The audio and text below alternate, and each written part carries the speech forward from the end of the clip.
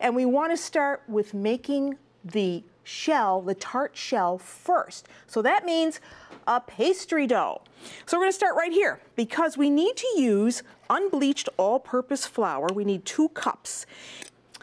And we want a cup of pastry flour. And you can find pastry flour in your grocery store. Pastry flour is a low protein flour. It doesn't have a lot of gluten in it, and you don't want that because you want flakiness in your tart shell. So there is our flour. Then we need a little salt. So a teaspoon of salt for flavor and also for color. About 2 tablespoons of sugar will do it. So now that we have that, you're either doing this in a food processor or you're doing it in a bowl by hand. I'm going to whirl that up. So once that's kind of mealy looking, then I'm going to add an egg. So 1 beaten egg goes in here.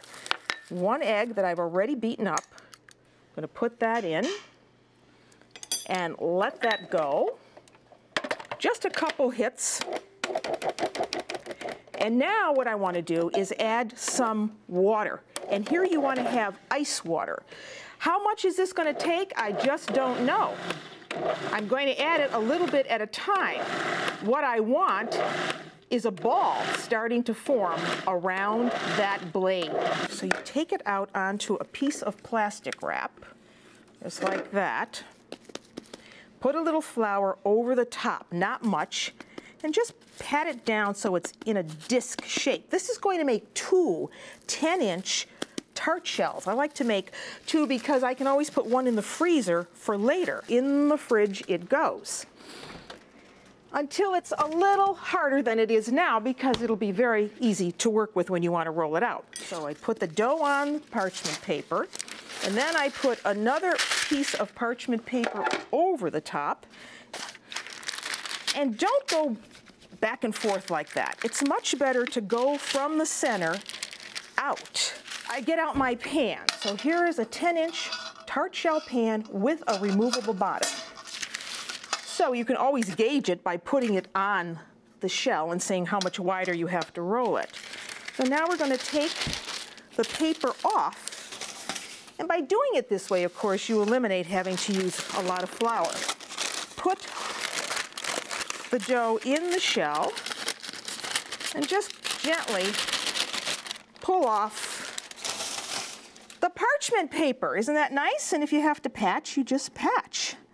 This is not rocket science. Now we have to bake this, and our oven is on at 425 degrees, but we want to make sure that this stays flat, folks. So what you want to do is just give it a couple little pricks with a fork, or you could use a knife. And then you get these little marble pie weights. Put them on the foil. That's going to help hold that pastry down while it's baking. You could also use dried beans if you didn't have the marble shells, marble beads though. So now our oven is on at 425 degrees. That goes in, and it's going to stay there for about 10 to 12 minutes. I like to put them on paper towel when I get them home, put them in the refrigerator so they don't weep and get moldy. Then all you have to do is take out that stem for this particular recipe. So you just yank out that stem.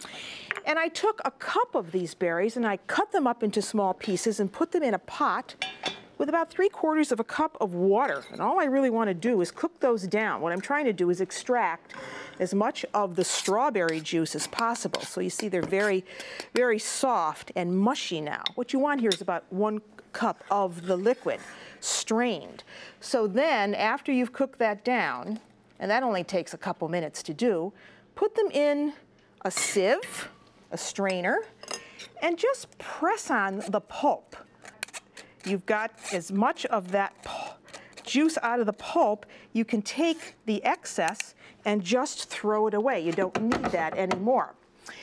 All right, now we have this juice, and what we want to do is use that same pan that we started with, and I'm going to mix in about 3/4 of a cup of sugar. Do this off the heat.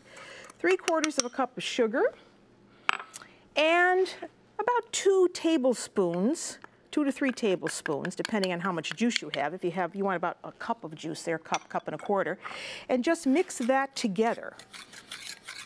Just mix that together. Give it just a pinch of salt. Now, you want to add this juice back off the heat. Stir it in. So first get it as smooth as you can off the heat, because once you cook this, it's going to go very, very quickly. All right, so get it as smooth as you can. Then I like to use a whisk for this. So now it goes back on the heat, medium heat. Get your whisk and start whisking. And when this starts to get really thick, it's going to change color some. It's going to actually get darker. All right, now you can see how this has changed color and has thickened, and that is our glaze. Now you can make this part ahead of time, set it aside. If it gets a little thick, you could always add just a little water to thin it down. So now we're ready to go. So we have to bring over the cooled tart shell. So when you get this out of the oven, this has got to come to room temperature, because we don't want to have a soggy tasting tart. So here it is, all nice and browned lightly, and we're going to take some strawberry jam, put it right in the base of the shell. And then the fun part begins, because now you can start adding your berries. And you put them on the tart whole. Try to have the same size berries if you can, because that's going to make a really nice effect when you're done with it. Gorgeous. Okay, now we take this glaze and going over the tops of the berries. I just kind of dab it on. Looks good enough to eat, folks, but guess what? Don't eat it just yet. That goes in the refrigerator.